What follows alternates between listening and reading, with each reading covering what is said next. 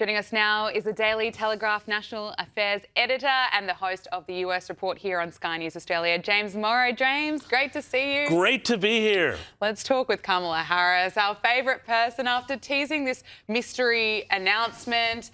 Former Vice President Kamala Harris announced a rebrand of her social media account. So what was Kamala HQ is now been renamed to Headquarters. Even CNN and MSNOW, formerly MSNBC, are saying that this sucks, that she could really be doing a lot better. I mean, what a disaster. Well, it's a disaster, but, you know, we all know what's happening here. I mean, there's the old saying that ambition and stupid is no way to go through life, but it's a great way to go through politics. And I think that pretty much sums up Kamala Harris right now. She actually thinks, I'm not kidding here, she actually thinks that she has a shot to be able to go and be the nominee again in 2028. Absolutely. And all this is, the only reason why this is because she's got name recognition from the last time around. There's no other Democrats who have major name recognition, possibly with the exception of Gavin Newsom from California. So she goes to the top of the name recognition polls. She thinks she's got this massive groundswell of support. She thinks she's not going to have to fight Trump in 2028. She's doing the Kamala Harris thing. This is how lame it is. This is how lame it is, all right? The original Twitter handle for the thing was Kamala HQ 67. Like they were actually trying to do that whole thing. Yeah. Everybody, as you said, CNN looked at this. CNN called it cringe. Oh my God, this is so lame. This is so cringe. You know, all the Gen Zs and millennials are going, you are the crazy aunt with the handbag that kind of rattles when you walk around with it, if you know what I'm saying. There's no way this goes anywhere. Personally, I think it's great. I would love to see this keep rolling More content? More content, more word salads. So much fun. But it's just amazing to see that after 15 months, really, after all this time, this is what she's come up with. This is like the strategy to win over young voters. She's clearly got people around her saying, run again, run again. And so, you know, she's trying to take a shot. What else is she going to do? I mean, what else is she going to do? Nobody wants to read her book. You know, she doesn't have any sort of deep policy thoughts. You want her on your corporate board. She's got nothing. So she's going to have to do this. Yeah, it's interesting looking at that social media strategy. And you mentioned Gavin Newsom looking at his strategy as well. They're just so desperate to copy Donald Trump because obviously Donald Trump really cuts through. I mean, he's been communicating with voters directly for a very long time. Yeah, I mean, and Newsom tries to do the whole thing where he takes the proverbial out of Trump in the same way that Trump does it with great talent. Whether you love or hate his politics, he's such a good, there's a blank posting kind of thing that he does. But Gavin, it doesn't land. No, it doesn't I agree. land. But he's still trying to be the kind of the de facto leader of the opposition. You saw this last week when the New York Times, and I think it was Vogue, came out with these massive, huge puff pieces on him. But they called him handsome. They called him handsome. Oh, look at his silvery hair. Gosh. So look at the crease in those trousers. I haven't seen anything like this since Obama, but Gavin Newsom has this whole record of California behind him, and that whole record is a disaster. Absolute disaster. No, and also with Gavin Newsom's social media strategy, it's not authentic, at least with Donald Trump. You know that it is. I want to get your thoughts on the Super Bowl, particularly this halftime show. And I just wonder, James, why millions and millions of people switched off. Here's just part of Bad Bunny's performance. God bless America. Sea Chile, Argentina, Uruguay, Paraguay, Bolivia, Peru, Ecuador, Brazil. Wow, it really just screams Americana, right? Wholesome, yeah. No. Yeah, well, let's take a look at Turning Point USA's rival event. See if there's any difference.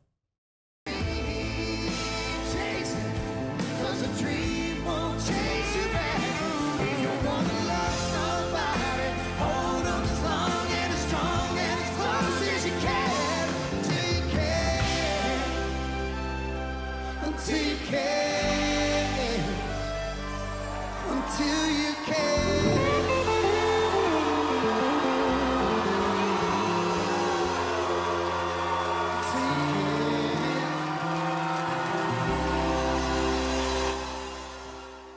And it gives me chills every time I look at that. Yeah, but, you know, the whole thing with that whole Bad Bunny act, you know, I'd never heard of this guy beforehand. I don't know, a lot of people had. He's this sort of, they call him Latin Trap.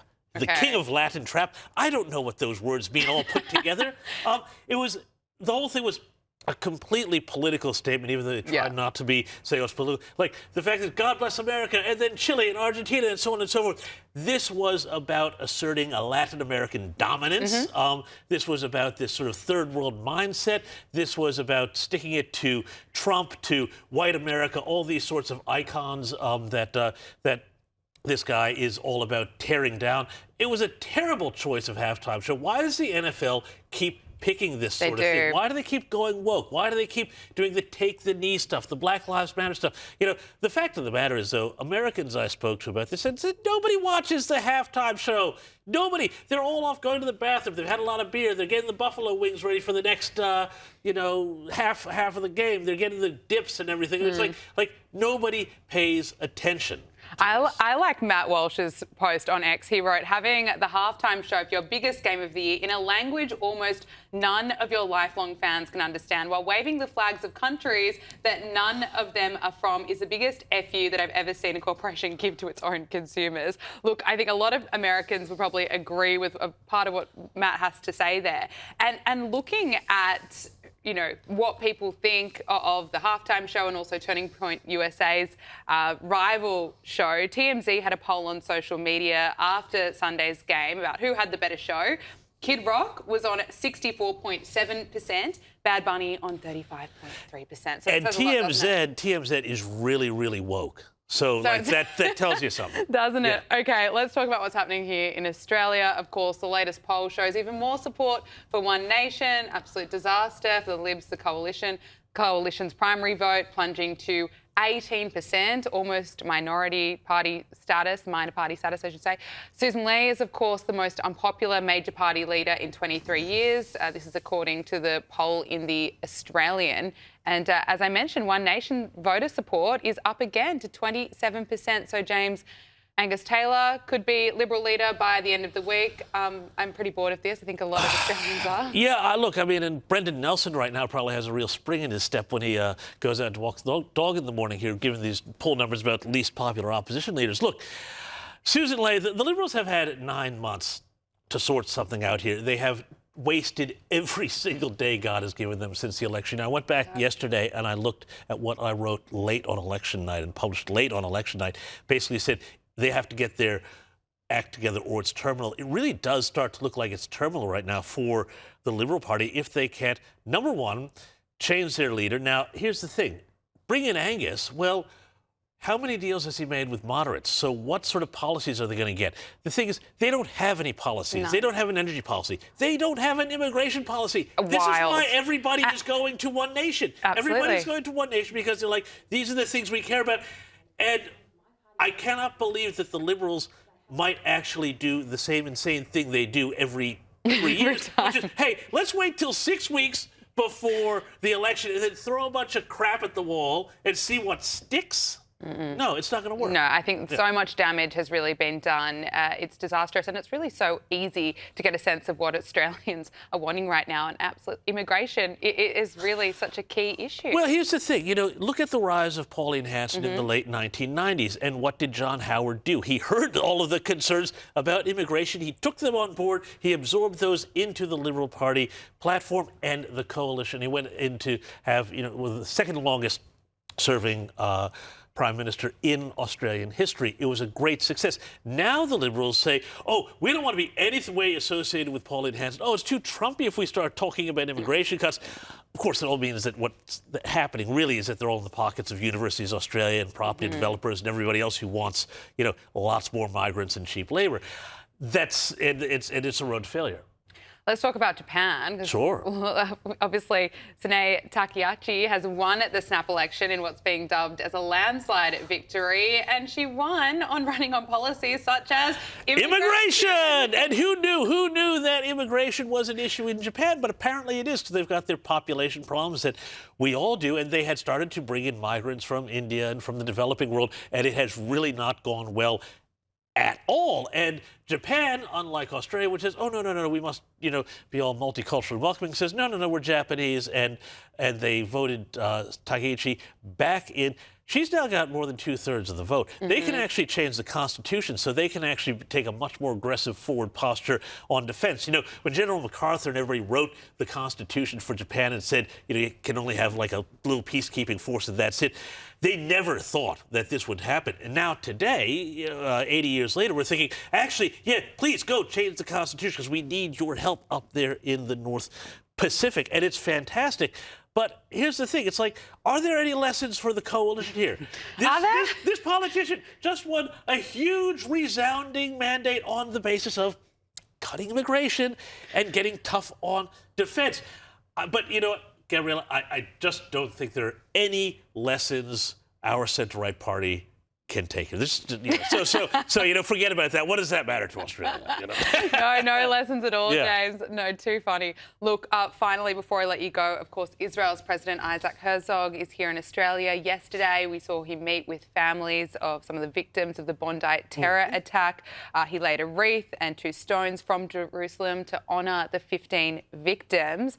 Of course, though, we saw these pro-Palestine activists pushing ahead with this rally. Very shameful. Shameful. They were given, just so everybody watching who maybe wasn't here in Sydney, you know, knows what happens. These protesters were given a space in Hyde Park. They were told, you can go have your protest here. They said, no, we want to have it on the steps of Town Hall. They went to the Supreme Court. They lost. They still held their protest. All they wanted to do was provoke confrontation with the police. They got what they wanted for, unfortunately, because the police are in this invidious position. You know, if they don't go hard enough, you wind up with an October 9th type of situation, like the Opera House.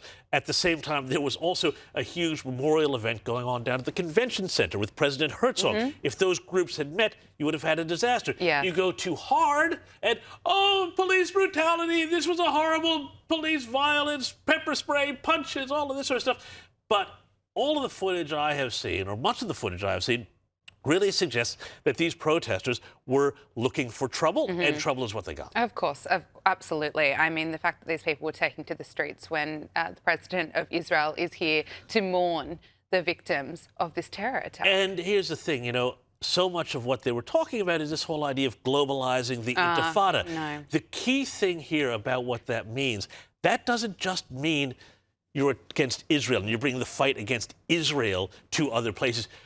They consider every so-called settler colonial state to be illegitimate. That includes Australia, okay? So what this is, when they say globalize the intifada, this is not just about an attack on the state of Israel or Jewish Australians or Jews around the world. This is also an assault against the West. Everybody needs to understand that this is why this matters so much, and it's so existential, and it's driven largely, I have to say, by children of the elite who have come out of universities with their heads pumped so full of garbage and so full of hate, and the best thing that they can do now is scurry out of their Newtown share houses to brawl with the cops. Yeah. It's a disgrace. James, it absolutely is. Well said. Thank you so much for joining us. Anytime. I really appreciate it.